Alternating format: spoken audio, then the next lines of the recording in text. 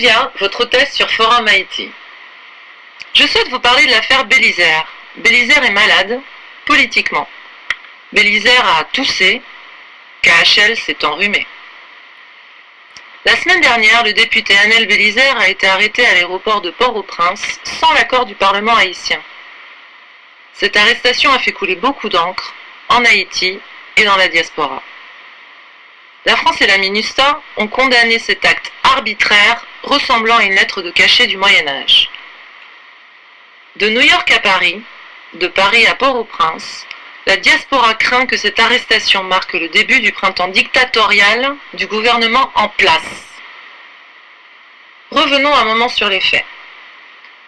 Monsieur Anel Bélisaire, élu député pour la 49e législature sous l'étiquette de Veilleyo, est accusé de s'être évadé de prison après le séisme du 12 janvier 2010. Suite à une altercation au Palais National avec le président Martelly, le pouvoir a décidé de lui faire payer sa hardiesse, pour ne pas dire sa fréquencité.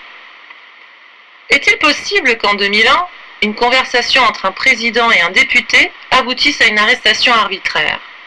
Pourquoi le gouvernement n'a-t-il pas respecté l'article 115 de la Constitution, qui dispose: nul membre du corps législatif ne peut, pendant son mandat, être arrêté en matière criminelle, correctionnelle ou de police pour un délit de droit commun, si ce n'est avec l'autorisation de la chambre à laquelle il appartient, sauf le cas de flagrant délit pour fait emportant une peine afflictive et infamante.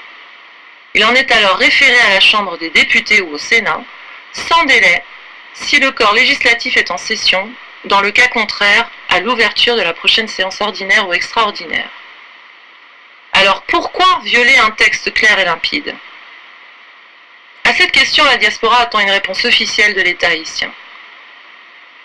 Yering disait ceci: ennemi juré de l'arbitraire, la forme est la sœur jumelle de la liberté. En effet, au-delà